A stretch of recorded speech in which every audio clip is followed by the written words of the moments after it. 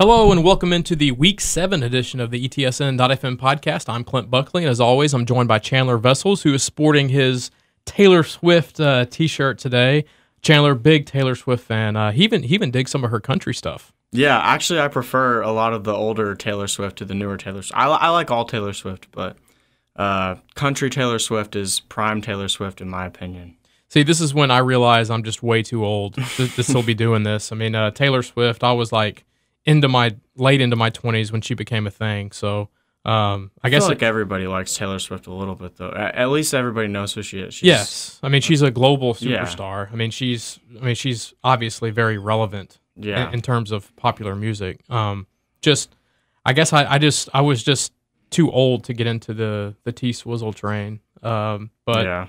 I was like 16 when I first heard Taylor Swift. To each his own. I mean, not my cup of tea, but I can see why she's as popular as she is. But anyway, we have a podcast to do. High school football is coming up this weekend. Week 7, as I mentioned. As of this Friday, every East Texas team will be involved in district play as the 6-team districts get going and some of the 5-team districts as well. We got a couple of big ones this week, and we'll start off with probably the biggest game in the area. It takes place in Class 5A. It's Lufkin at College Station. We've been circling this game on the calendar since we found out these two teams were going to be in the same district back in February.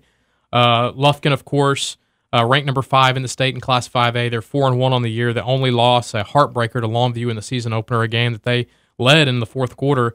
Lufkin is playing very well right now. Their defense is obviously good. We knew it would be coming into the year. Got a little bit of a scare last week against Magnolia. They were behind, early in that game, and then were able to pull away. I don't know if that was just one of those things. Well, wake up call. We can't just go through the motions anymore. We got to play, or maybe they were just looking ahead to this game. I don't know, but College Station is very good. They're ranked number 6. They're undefeated.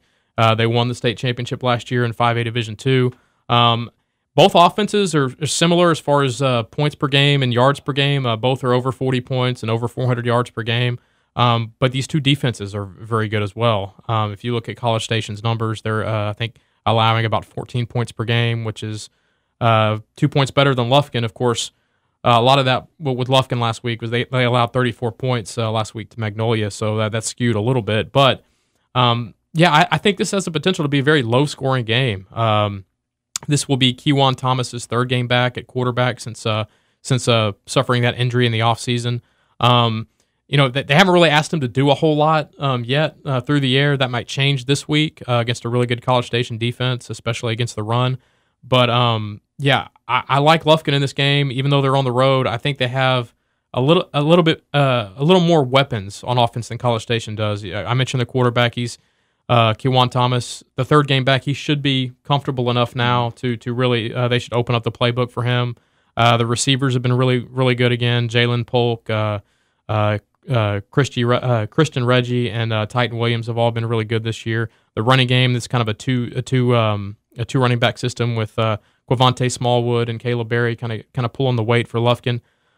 Defenses look good all season long for Lufkin. I think it's going to come down to maybe which team defensively comes up with that big play, whether that's a stop on 4th down or whether that's a turnover or a turnover on downs in the red zone, something like that. I think the game is going to be decided by the two defenses, and I'm going with Lufkin in this one.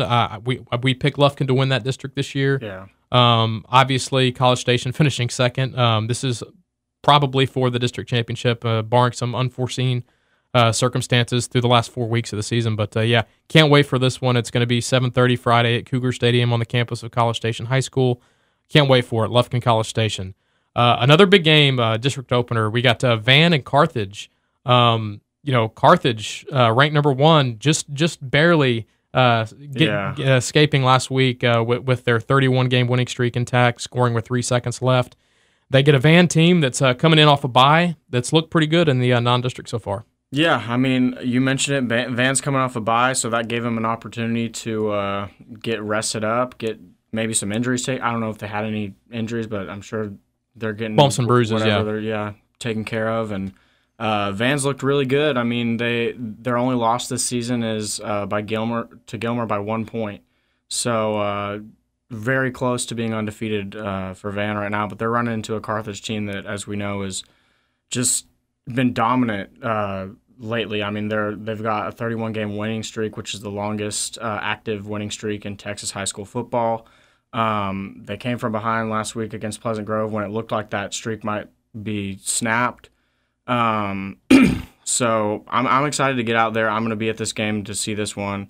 I want to see the passing battle because, as we know, Gunnar Capps from Carthage has been great all season. Last year he shared the spotlight kind of with Keontae Ingram, but this year it's very much been his offense. He's over 1,000 yards passing already. He's got a great target in Calvante Dixon, the younger brother of Keontae Ingram.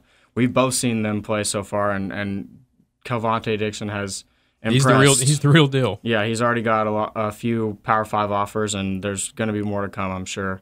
But Van has kind of an interesting dynamic going on with their quarterbacks. They rotate 2 quarterbacks, and still at the beginning of the season, we didn't think too much of it. We thought, oh, maybe they'll settle on one, but we're 6 weeks into the season, and they're still rotating in Liam Nielsen and Jayton Moffett at quarterback. I guess no reason to change it. I mean, they've both been playing very well. Yeah, I mean, you saw them against Pittsburgh. How did that sort of work? What was the dynamic like? Well, I mean, they pretty much just alternated series. I mean, one played one series, and no matter what happened on that possession, the other one would come in. Pittsburgh's defense played really well that game. That was probably the only game that those 2 quarterbacks, the only below average game that either quarterback played. I mean, both kind of turned the ball over. That the offense wasn't really clicking on all cylinders. So, it's hard for me to, after watching Van, even though they won that game against Pittsburgh, think that they can go over there and get the job done against Carthage. But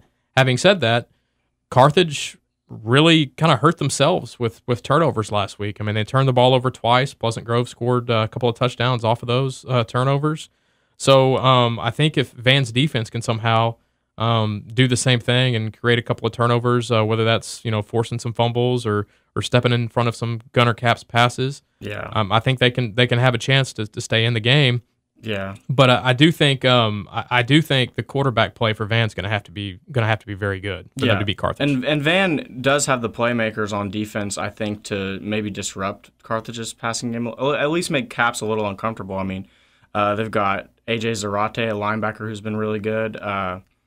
Jaden Jacobs. Yeah, Jaden Jacobs. He's up there on our sacks leaders for East Texas. So he's been able to get in the backfield and disrupt a few other quarterbacks. So Van has a chance. I think this is probably Carthage's best chance to lose the rest of the regular season. Yeah, but I'd have to agree with you. I think going into this game, I would predict Carthage to come out with another win.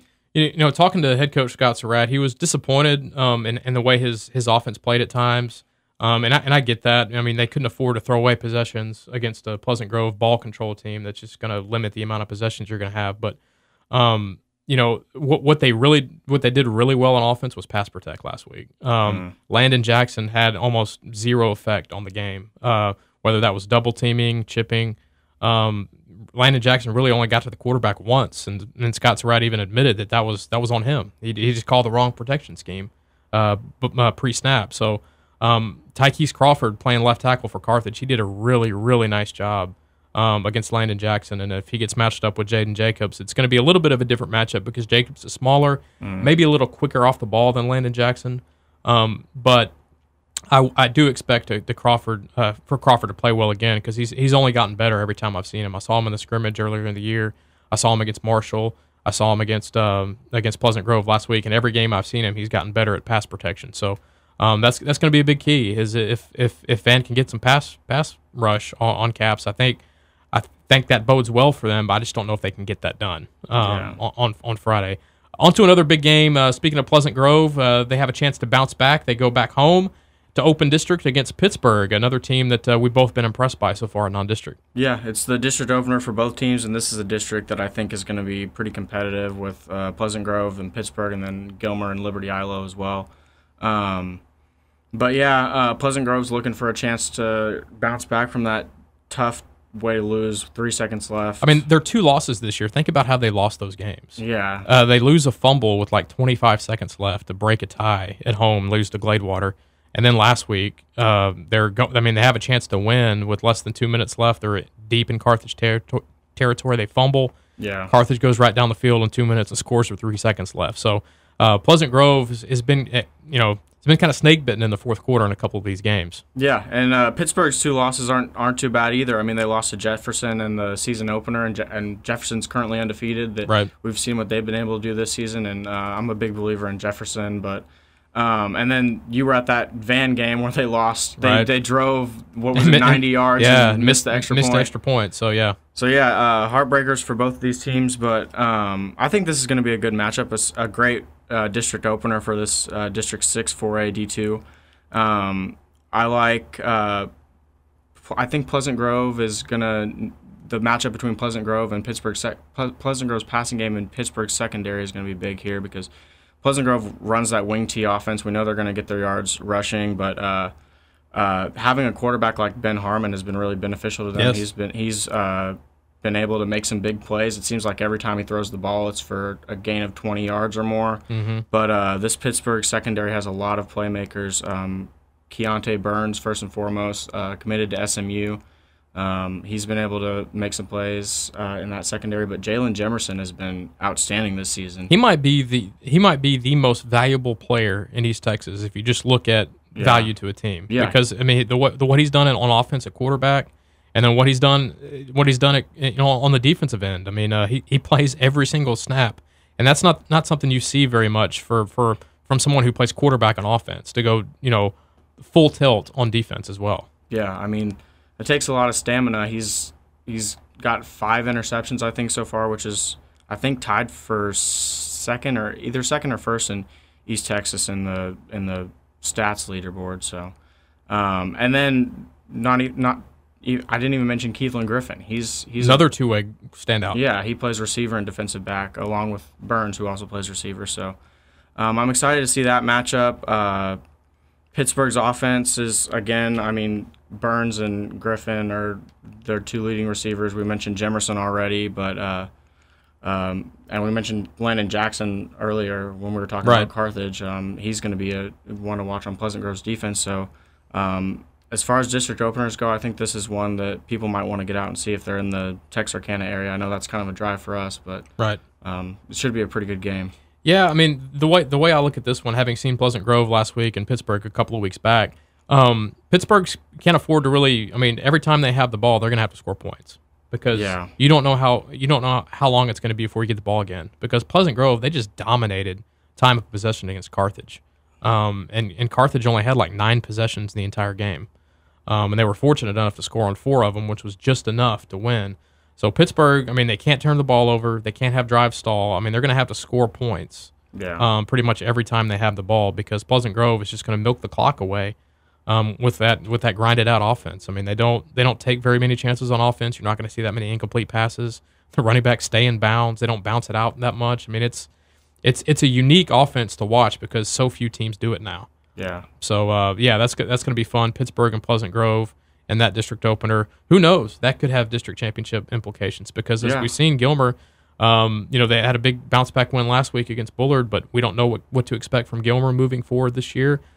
Spring Hill, same thing, and then Liberty Ilo, which just played such a murderous non-district schedule. I'm curious to see how Liberty Ilo is going to fare in this district after playing because they're 1-5, but they've played such a tough schedule. But they're also getting blown out by these teams. Yeah. They haven't really shown the ability to play with them. So that's hard for us to judge and see how good LE is going to be. But I guess we'll find out in the next 4 or 5 weeks as we inch closer to the finish line of the regular season. It's hard to believe. I mean we got four Fridays after this, and then we're in the playoffs. Man. So that's crazy. So before we get out of here, we want to give a shout-out to our offensive and defensive players of the week. First up on offense, how about Jasper and their running back, Montavian Hunt? Last week against West Orange Stark, that's a game we talked about on the podcast, about it being a big measuring stick for Jasper. Well, they passed the test. They win 34-24, and our offensive player of the week is their junior running back, Montavian Hunt. Big game, 23 carries, 360 yards, and 4 touchdowns. He was the offense in that win over West Orange Stark. And I think Jasper, you have to say after that one, they're for real.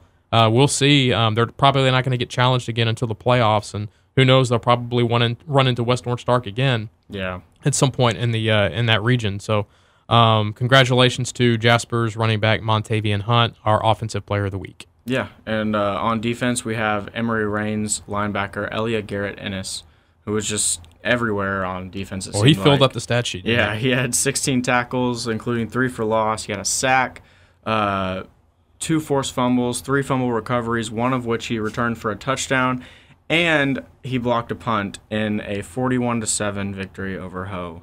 So, or how do you pronounce that? Okay. But yeah, he filled up the stat sheet, and it was a pretty easy choice once I saw all those numbers to pick him for Defensive Player of the Week. So he definitely earned it. Congrats. All right. Well, once again, congratulations, as Chandler said, Montavian Hunt and Elia Garrett Ennis are offensive and defensive players of the week. Well, that's going to do it. If you haven't done so already, please download the free ETSN mobile app. It's available right now at the App Store and Google Play.